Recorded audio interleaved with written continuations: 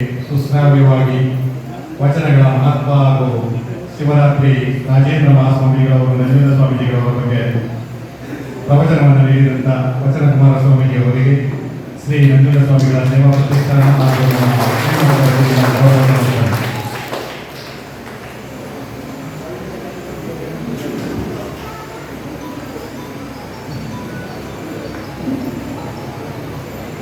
ಪರಮ ಪೂಜ್ಯ ದೇವರ ವಿಚಾರಧಾರೆಗಳನ್ನು ಹಾಗೂ ಬಸವಾದಿ ಪ್ರಮಥರ ವಚನಗಳನ್ನು ಬಹಳ ಹಿತವಾಗಿ ಸವಿಸ್ತಾರವಾಗಿ ಸಮಯದ ಅಭಾವವಿರುತ್ತರೂ ಕೂಡ ತಮ್ಮೆಲ್ಲರಿಗೂ ಮೆಚ್ಚುವ ರೀತಿಯಲ್ಲಿ ಪ್ರವಚನವನ್ನು ನೀಡಿದಂಥ ವಚನ ಕುಮಾರ ಸ್ವಾಮಿಯವರಿಗೆ ಶರಣಾರ್ಥಿಗಳನ್ನು ಅರ್ಪಿಸುತ್ತಾ ಅವರ ಮಾತಿನಲ್ಲೇ ಹೇಳಿದ ಹಾಗೆ ಮತ್ತೋರ್ವ ನಮ್ಮ ತಾಲೂಕಿನ TAPCMCಯಲ್ಲಿ ಮುಖ್ಯ ಅತಿಥಿಗಳು ನಮ್ಮ ಶ್ರೀಮಠಕ್ಕೆ ಅಂದಿನಿಂದ ಇಂದಿನವರೆಗೂ ಕೂಡ ಒಬ್ಬ ಸಮಾನ ಪರಂಪರೆಯ ಭಕ್ತರಾಗಿದ್ದಾರೆ.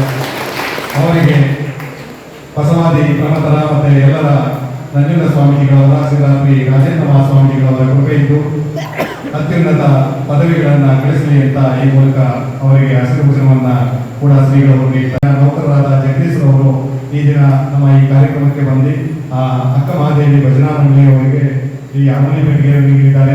ಅವರ ಪರವಾಗಿ ಹಾರ್ಮೋನಿ ಮಾಸ್ಟರ್ ಮಾದೇಸ್ವಾಮಿಯವರಾಗಲಿ ಅಥವಾ ನಮ್ಮ ಸರ್ಗೂರು ಪ್ರಭಾಕರ್ ಅವರು ಬಂದು ಈ ಹಾರ್ಮೋನಿ ಪೆಟ್ಟಿಗೆಯನ್ನು ಸ್ವೀಕರಿಸಬೇಕು ಅಂತ ಕೇಳ್ಕೊತಾ, ಅದೇ ರೀತಿ ಆ ಹಾರ್ಮೋನಿ ಬಾಕ್ಸ್ ಅನ್ನು ತಲುಪಿಸಕ್ಕೆ ಬಂದಿರತಕ್ಕಂಥ ಶರಣರಾದ ಜಗದೀಶ್ ಅವರಿಗೂ ಕೂಡ ನಮ್ಮ ಶ್ರೀಮಠದ ವತಿಯಿಂದ ಒಂದು ಗೌರವ ಸಮರ್ಪಣೆ ಕೂಡ ಇದೆ. ಜಗದೀಶ್ ಅವರಿಗೂ ಕೂಡ ಈ ಒಂದು ಸಂದರ್ಭದಲ್ಲಿ ಗೌರವ ಸಮರ್ಪಣೆ. ನಾಗರಾಜನವರು ಬಸವಣ್ಣನವರನ್ನೇ ನಮ್ಮ ಅನುಷ್ಠಾನದಲ್ಲಿ ಇಟ್ಟುಕೊಂಡು ಯಾವುದೇ ಶರಣ ಪರಂಪರೆಯ ಕಾರ್ಯಕ್ರಮಗಳು ನಡೆದಲ್ಲಿ ಆ ಶರಣರಿಗೆ ಏನಾದರೂ ಒಂದು ಗುರುತರವಾದಂತಹ ಕೊಡುಗೆಗಳನ್ನು ನೀಡುವಂಥ ತುಂಬ ಹೆಚ್ಚಿನ ಕಾರ್ಯಕ್ರಮಗಳನ್ನು ಮಾಡುತ್ತಾ ಬಂದಿದ್ದಾರೆ. ಆ ಎಲ್ಲ ಜಗಜ್ಯೋತಿ ಬಸವೇಶ್ವರ ಬಾಯಿಂಬಲ್ಲಿ ಭವಾನಿದ್ದು ಸಾಯಂಬಲ್ಲಿ ಸಮರ್ಪಿಯಾಗಿನೋ ವಾಯುಂಬಲ್ಲಿ ಮುಗಿಸುವರೆ ಚೈತನ್ಯಕನಾತ್ಮನಾದಿನೋ ಇಂತಿ ಬಸವಾಕ್ಷರತ್ರಯ ಎನ್ನ ಸರ್ವಾಂಗದಲ್ಲಿ ತೊಡಗಿ ಬೆಳೆಯುವ ಕಂಡು ಆತ್ಮೀಯನು ಬಸವ ಯೋಗೇಶ್ವರ. ಪ್ರಥಮವಾಗಿ ಬಸವಾದಿ ಪ್ರಮಥರಿಂದ ಹಾಗೂ ಈ ಧಾರ್ಮಿಕ ಸಭೆಯ ದಿವ್ಯ ನೇತೃತ್ವ ವಹಿಸುವ ಸರ್ಪಮಠದ ಪೂಜ್ಯರಲ್ಲಿ, ಕೈಮಠದ ಪೂಜ್ಯರಲ್ಲಿ ಹಾಗೂ ಕಲ್ಮಠದ ಪೂಜ್ಯರಲ್ಲಿ, ದೊಡ್ಡಬಳ್ಳಿ ಪೂಜ್ಯರಲ್ಲಿ ಹಾಗೂ ಶ್ರೀಮಠದ ಪೂಜ್ಯರಲ್ಲಿ ಶರಣಾರ್ಥಿಗಳನ್ನು ಸಮರ್ಪಿಸುತ್ತಾ ನಿಮಗೆಲ್ಲ ಜ್ಞಾನದಾಸವನ್ನು ಉಣಬಡಿಸಿದಂಥ ಮೈಸೂರಿನ ಬಂದು ನಿಮಗೆ ಬಹಳ ಸವಿಸ್ತಾರವಾಗಿ ರಾಜೇಂದ್ರ ಸ್ವಾಮಿಗಳು ನಂಜುಂಡ ಬಗ್ಗೆ ನಿಮಗೆ ಪ್ರವಾಸ ಮಾಡಿದಂಥ ವಚನ ಕುಮಾರ ಸ್ವಾಮಿಯವರೇ, ಮಾತೆಯರೇ, ಬಂಧುಗಳೇ, ತಮ್ಮೆಲ್ಲರಿಗೂ ಶರಣಾರ್ಥಿಗಳು. ಈ ದಿವಸ ನಾವು ರಾಜೇಂದ್ರ ಸ್ವಾಮಿಗಳ ಜಯಂತಿ ಮಹೋತ್ಸವ ಹಾಗೂ ನಂಜುಂಡ ಸ್ವಾಮಿಗಳ 16ನೇ ಸ್ಮರಣೋತ್ಸವಕ್ಕೆ ನಾವೆಲ್ಲ ಸೇರಿದ್ದೀವಿ. ಜೊತೆಗೆ ಇವತ್ತು ದೀಪೋತ್ಸವ ಮಾಡಿದ್ದೀವಿ. ಬಂಧುಗಳೇ, ಇವತ್ತು ಮಹಿಮಾ ಪುರುಷರು ನಮ್ಮ ರಾಜೇಂದ್ರ ಮಹಾಸ್ವಾಮಿಗಳು ಅಂತ ನಾನು ಹೆಮ್ಮೆಯಿಂದ ಹೇಳ್ತಿದ್ದೀನಿ. ಯಾಕೆಂದ್ರೆ ರಾಜೇಂದ್ರ ಶ್ರೀಗಳ ಬಗ್ಗೆ ಆಗಲೇ ಸವಿಸ್ತಾರವಾಗಿ ಹೇಳಿದ್ದಾರೆ ಸ್ವಾಮಿಗಳು. ಆದರೆ ನಿಮಗೆ ಕೆಲವು ವಿಚಾರ ಗೊತ್ತಾಗಲೇಬೇಕು. ಇವತ್ತು ಮಠಮಾನ್ಯಗಳು ಇವತ್ತು ಇದಾಗಿದ್ರೆ ನಮ್ಮ ವೀರಶೈವ ಲಿಂಗಾಯತ ಏನು ನಮ್ಮ ಸಮಾಜ ಇತ್ತು ಅದು ಪೂರ್ಣ. ಯಾಕೆಂದ್ರೆ ಬಸವಣ್ಣವರು ಹಾಕೊಟ್ಟಂತ ಒಂದು ಬುನಾದಿಯಿಂದ ಇವತ್ತು ಚಾಚು ತಪ್ಪದೆ ಪಾಲಿಸ್ಕೊಂಡು ಬಂದಿರೋದು ಯಾವಾಗ ಇದ್ರೆ ಅದು ಕರ್ನಾಟಕದ ಮಠಮಾನ್ಯಗಳು ಪಾಲಿಸ್ಕೊಂಡು ಬಂದಿದ್ದಾರೆ. ಅದಕ್ಕೆ ನಿದರ್ಶನ ರಾಜೇಂದ್ರ ಮಹಾಸ್ವಾಮಿಗಳು. ಇವತ್ತು ರಾಜೇಂದ್ರ ಮಹಾಸ್ವಾಮಿಗಳು ಲೋಕ ಕಲ್ಯಾಣಕ್ಕೋಸ್ಕರ ಮನುಕುಲದ ಉದ್ಧಾರಕ್ಕೋಸ್ಕರ ಇವತ್ತು ಅವರು ಸ್ವಾರ್ಥ ಮಾಡಿಲ್ಲ, ನಿಸ್ವಾರ್ಥ ಮಾಡಿ ಇವತ್ತು ಸಂಸ್ಥೆಗಳನ್ನ ಕಟ್ಟಿದ್ರು. ಯಾಕೆ ಸಂಸ್ಥೆಗಳನ್ನ ಕಟ್ಟಿದ್ರು ಅಂದ್ರೆ ಅಂದಿನ ಕಾಲದಲ್ಲಿ ನಮಗೆ ಶಿಕ್ಷಣ, ನಮ್ಮ ಗ್ರಾಮೀಣ ಮಕ್ಕಳಿಗೆ ಶಿಕ್ಷಣ ಬಹಳ ಕಷ್ಟಕರವಾಗಿತ್ತು.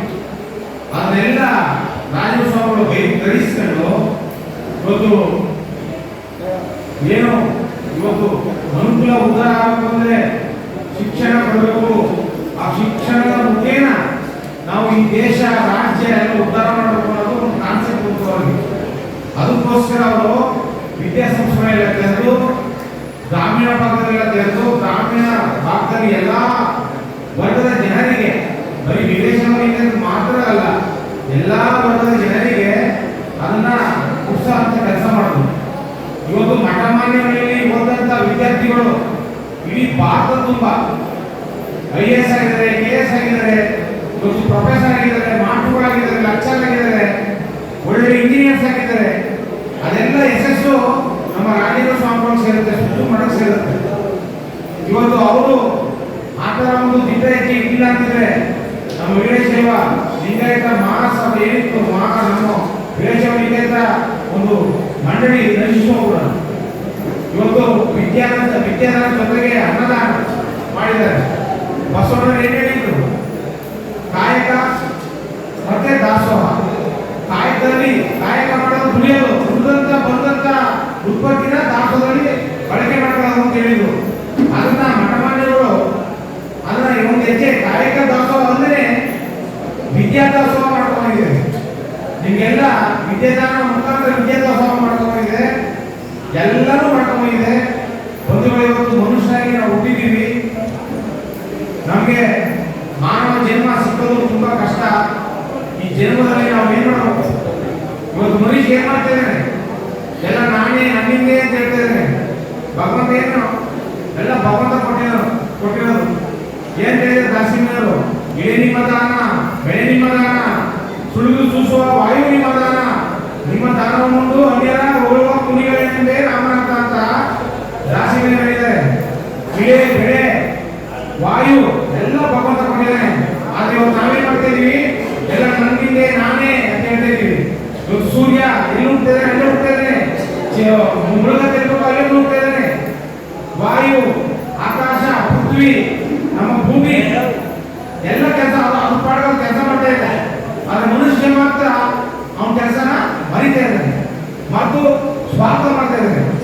ಸ್ವಾರ್ಥ ಬಿಟ್ಟು ನಿಸ್ವಾರ್ಥವಾಗಿರ್ಬೇಕು ಬಂಧುಗಳೇ. ಇವತ್ತು ನಂಜುಂಡ ಸ್ವಾಮಿಗಳ 14ನೇ ವರ್ಷದ ಸ್ಮರಣೋತ್ಸವ ಇತ್ತು. ನಮ್ಮ ನಂಜುಂಡ ಸ್ವಾಮಿಗಳು ಈ ಸುತ್ತಮುತ್ತ ಭಾಗಕ್ಕೆ ನಮಗೆಲ್ಲ ಚಿಪ್ಪರಿಚಯ, ಸರ್ವಜೀವಿ. ಯಾರ್ಯಾವತ್ತು ಫೋನ್ ಇರಲಿಲ್ಲ, ಏನಿಲ್ಲ, ಬಸ್ ಇಲ್ಲ, ಸ್ಕೂಟರ್ ಇಲ್ಲ. ಒಬ್ರು ಯಾರೋ ಬಂದು ಭಿನ್ನಾಪುರ ಹೋದ್ರೆ ಅವ್ರ ಮನೆಗೆ ನಡ್ಕೊಂಡು ಹೋಗಿದ್ರು. ಯಾರೋ ನಂಜುಂಡ ಸ್ವಾಮಿಗಳು. ಇವತ್ತು ಅವರ ಒಂದು ಒಳ್ಳೆತನ, ಅವರ ನಿಷ್ಠೆ, ಪ್ರಾಮಾಣಿಕತೆ ಇವತ್ತು ನಮಗೆ ಬಸವರಾಜೇಂದ್ರ ಸ್ವಾಮಿಗಳಿಗೆ ಆ ಯಶಸ್ಸು, ಕೀರ್ತಿ ಅದು ಸರಿದೆ. ಯಾಕಂದ್ರೆ ಅವ್ರು ಮಾಡಿದಂತ ಒಂದು ಯಶಸ್ಸು, ಅವ್ರ ಪೂಜಾ ಫಲ ಇವತ್ತು ಇವ್ರು ಕಲಿಸಿದೆ. ಯಾಕೆ? ಬಸವರಾಜೇಂದ್ರ ಸ್ವಾಮಿಗಳು ಕಲಿಸಿದೆ. ನೋಡಿ, ಇಷ್ಟೆಲ್ಲ ಅಭಿವೃದ್ಧಿ ಆಗೋ ಕಾರಣ ಏನು? ಆ ಗುರು. ಮುಂದೆ ಗುರಿ ಇರಬೇಕು, ಹಿಂದೆ ಗುರಿ ಇರಬೇಕು. ಆ ಗುರುನ ನಂಬಿ ಇವತ್ತು ರಾಜೇಂದ್ರ ಸ್ವಾಮಿಗಳು ಇಷ್ಟೆಲ್ಲ ಅಭಿವೃದ್ಧಿ ಮಾಡಿದ್ದಾರೆ. ಇವತ್ತು ಅವರ ಒಂದು ಸ್ಮರಣೋತ್ಸವ, ಒಂದು ಜಯಂತ್ಯೋತ್ಸವದಿಂದ ನಿಮಗೆ ಜ್ಞಾನಾಮೃತವನ್ನ ಗುಣಪಡಿಸಿದ್ದಾರೆ. ನಮ್ಮಂತ ಸ್ವಾಮಿಗಳೆಲ್ಲ ಕರೆಸಿ, ಪ್ರವಚನ ಕರೆಸಿ, ಈ ಒಂದು ಮುಖೇನ ನಿಮ್ಗೆಲ್ಲ ಒಂದು ಜ್ಞಾನದಾಸೋಹ, ಅನ್ನದಾಸೋಹ ಜೊತೆಗೆ ನಿಮಗೆ ಜ್ಞಾನದಾಸೋಹ ಆಗಬೇಕು, ತಿಳುವಳಿಕೆ ಬರಬೇಕು, ಗುರುವಿನ ಅರಿವಾಗಬೇಕು, ಸಮಾಜದ ಅರಿವಾಗಬೇಕು, ಸಾಹಿತ್ಯದ ಅರಿವಾಗಬೇಕು ಅಂತೆಲ್ಲ ಇವತ್ತು ನಿಮ್ಗೆ ಇಷ್ಟೆಲ್ಲ ಖರ್ಚು ವೆಚ್ಚ ಮಾಡಿ ನಿಮ್ಮೆಲ್ಲ ಸೇರಿಸಿ ಇವತ್ತರ ಸಾರ್ಥಕ ಬದುಕನ್ನ ಅವರು ಮಾಡಿದ್ದಾರೆ. ಹಾಗೆ ನೀವು ಅಷ್ಟೇ ಮನುಷ್ಯರಾಗಿ ಹುಟ್ಟಿದ್ದೀರಾ. ಏನಾದರೂ ಒಂದು ಸಾಧನೆ ಮಾಡಿ ಇವತ್ತು ತಾಲೂಕಿಗೆ ಆಗಲಿ, ಊರಿಗಾಗಲಿ, ಜಿಲ್ಲೆಗಾಗಲಿ, ನಮ್ಮ ರಾಜ್ಯಕ್ಕಾಗಲಿ, ಒಂದು ದೇಶಕ್ಕಾಗಲಿ ಒಂದು ಹೆಸರು ಮಾಡಬೇಕು. ಕೊನೆ ಪಕ್ಷ ಇವ್ರಿಗೆ ಒಳ್ಳೆ ಮಗ ಅನಿಸ್ಕೋಬೇಕು. ಇವತ್ತು ಬಸವಣ್ಣರೆಲ್ಲ ಅಲ್ಲಮ್ಮ ಪ್ರಭು ಇಲ್ಲ, ವಿಶ್ವೇಶ್ವರಯ್ಯ, ಗಾಂಧಿ ಇಲ್ಲ, ಇವತ್ತು ಅವ್ರ ಹೆಸರು ಅಜರಾಮರವಾಗಿದೆ. ಹಾಗೆ ನಿಮ್ಮ ಹೆಸರು ಅಜರಾಮರವಾಗಿರ್ಬೇಕು. ನೀವೆಲ್ಲ ಭಗವಂತನ ಪ್ರೇರಣೆ ಒಳಗಾಗಿ ಒಳ್ಳೆ ಸದ್ಬುದ್ಧಿಯನ್ನ ಪಡ್ಕೊಂಡು ಒಳ್ಳೆ ಕೆಲಸ ಕಾರ್ಯಗಳನ್ನ ಮಾಡ್ಕೊಂಡು ಹೋಗಿ. ಮತ್ತೆ ರಾಜೇಂದ್ರ ಸ್ವಾಮಿಗಳು, ನಂಜುಂಡ ಶ್ರೀಗಳು